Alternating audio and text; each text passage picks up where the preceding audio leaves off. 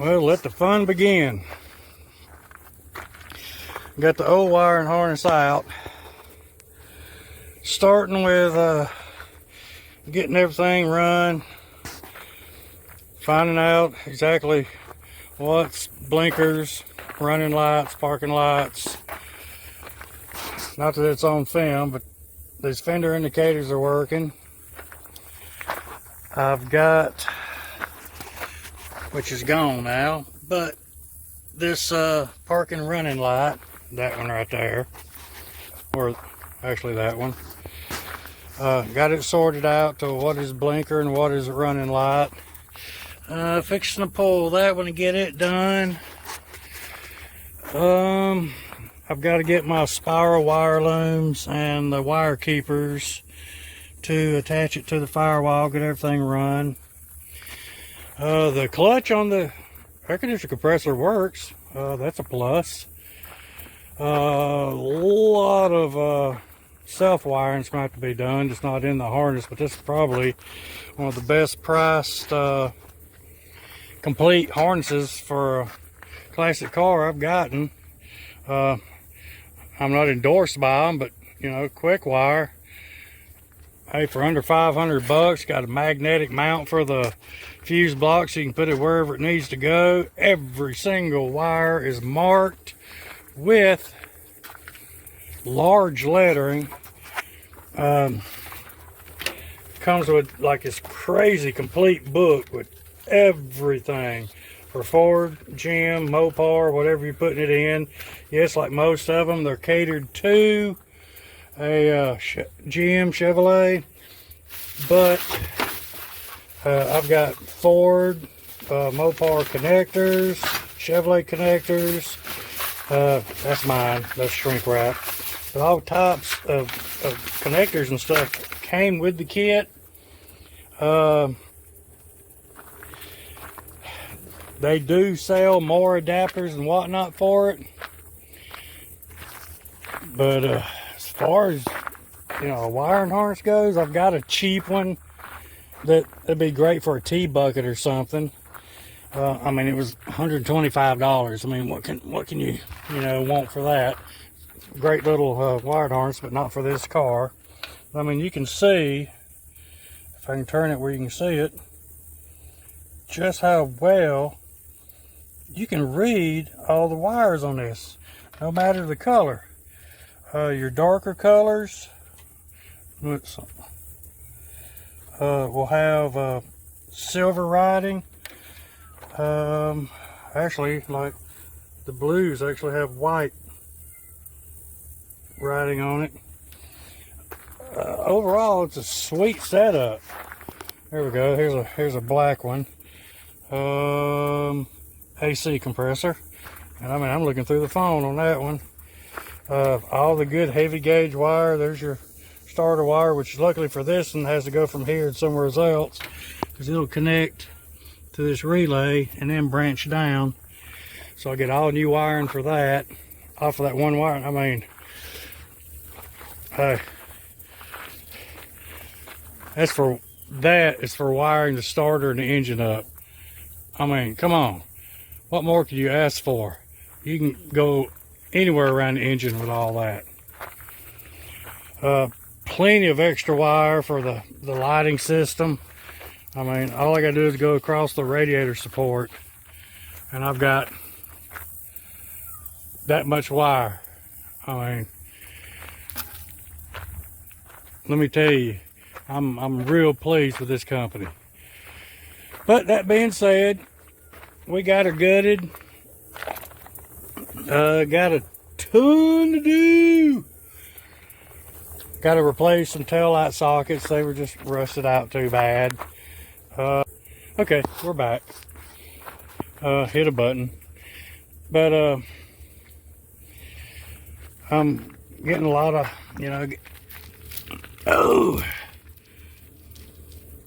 got the headlights done.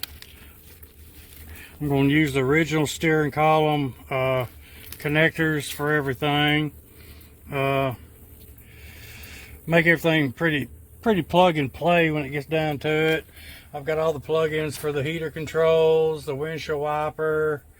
I'm going to run a hot light to the map lamp, and the little day glow bulb will be on when you turn the lights on.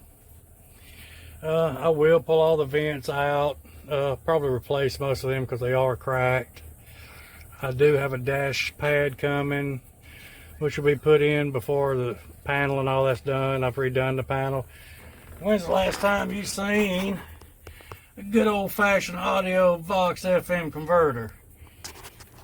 Do have the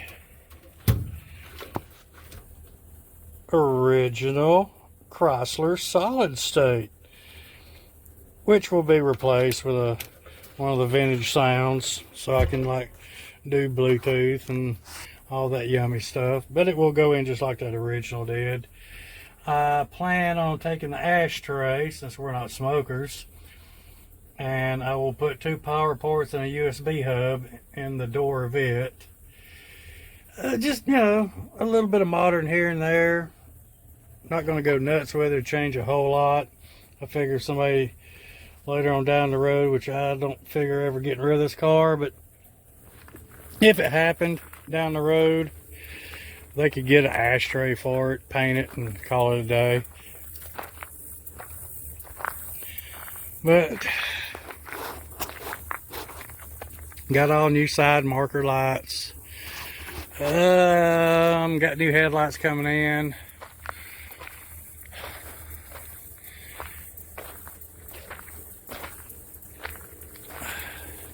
But that's what I'm up to right here at this moment.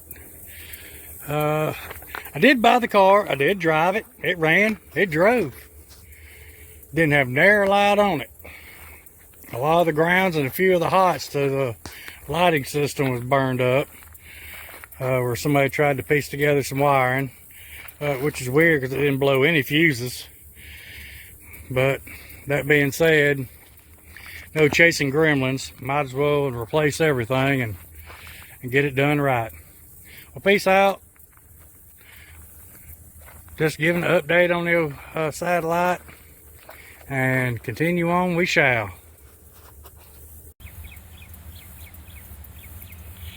I've gotten a little bit farther what I'm trying to do here. I've got all my wiring run. Got to tighten up a few things. Headlights are working, blinkers are working. Got all 4 corners of my marker lights new. Hello, kitty. In the process of swapping out a ratty carburetor for a brand new remanufactured. Still doing a little bit of wiring in for the windshield wipers and of course the alternator, air conditioning.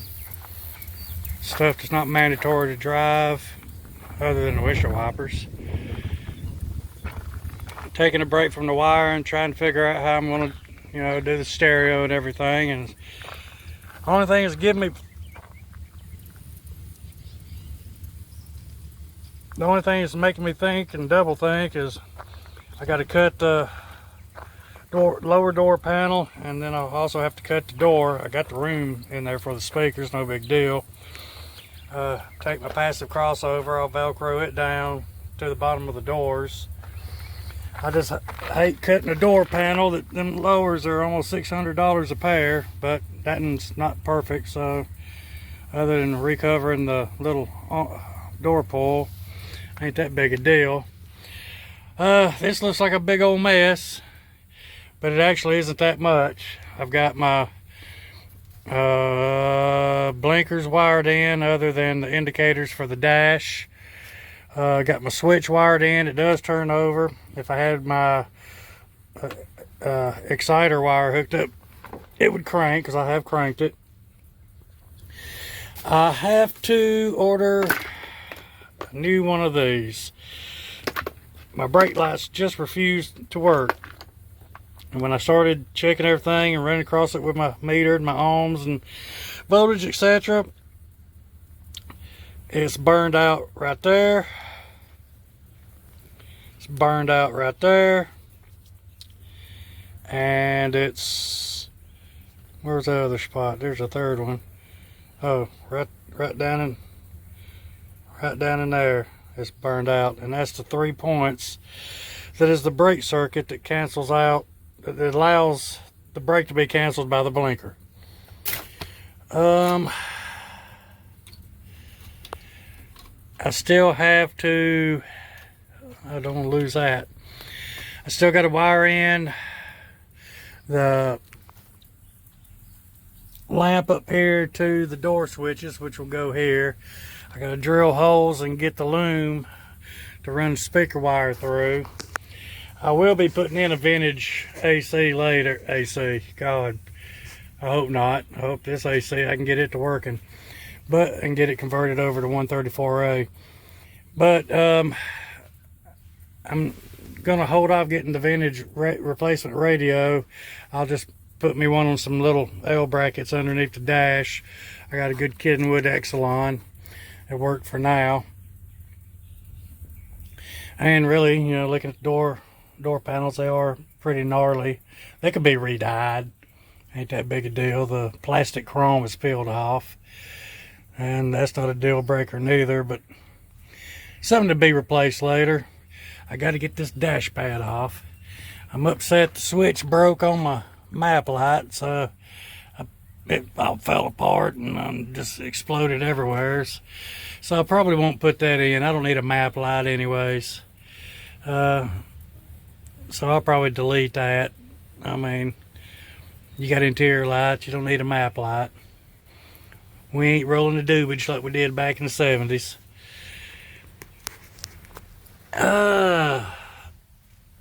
I got a few relays still to wire up over on that far side, has to do with the heating. And I got to pull that hunk of wire that I cut off out. It's back there behind all that ductwork and vent, and it ain't wanting to move. And I might just cut it off even and say it can live there. Don't know how it's going to work. I wired it up so that I can hook up the original ammeter. They say they're fire hazard and dangerous, but you know, I'll put an inline fuse link on it, and that should keep everything safe.